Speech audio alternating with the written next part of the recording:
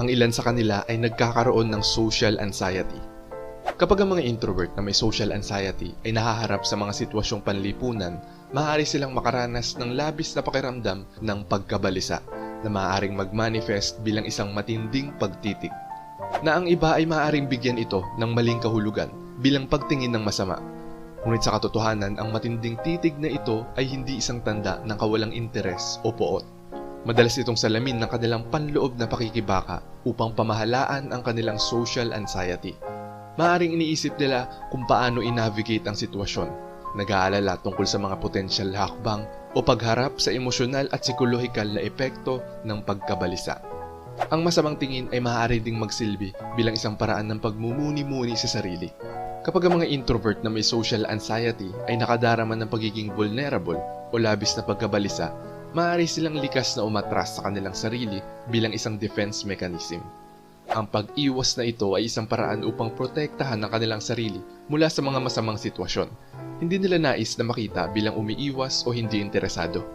Ang pag-unawa at empatiya ay mahalaga kapag nakakaharap ng mga introvert na maaaring nagsastruggle sa social anxiety. Sa halip na ipagpalagay na ang kanilang mga tingin ay sumasalamin sa mga negatibong damdamin, mahalagang kilalanin ang kanilang vulnerability at mag-alok ng suporta. Ang paglikha ng isang ligtas at accepting na espasyo para sa kanila sa mga sitwasyong panlipunan ay makakatulong sa kanila na pamahalaan ang kanilang anxiety, na humahantong sa mas komportable at tunay na mga pakikipag-ugnayan. Ang ilan sa kanila ay nagkakaroon ng social anxiety. Kapag ang mga introvert na may social anxiety ay nahaharap sa mga sitwasyong panlipunan, maaari silang makaranas ng labis na pakiramdam ng pagkabalisa na maaaring mag-manifest bilang isang matinding pagtitik. Na ang iba ay maaaring bigyan ito ng maling kahulugan bilang pagtingin ng masama. Ngunit sa katotohanan, ang matinding titig na ito ay hindi isang tanda ng kawalang interes o poot. Madalas itong salamin ng kanilang panloob na pakikibaka upang pamahalaan ang kanilang social anxiety. Maaring iniisip nila kung paano i-navigate ang sitwasyon, nag-aalala tungkol sa mga potensyal na hakbang o pagharap sa emosyonal at psikolohikal na epekto ng pagkabalisa.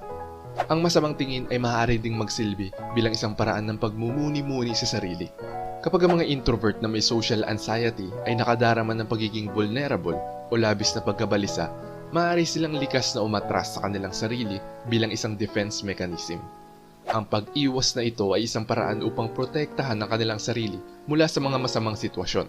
Hindi nila nais na makita bilang umiiwas o hindi interesado. Ang pag-unawa at empatiya ay mahalaga kapag nakakaharap ng mga introvert na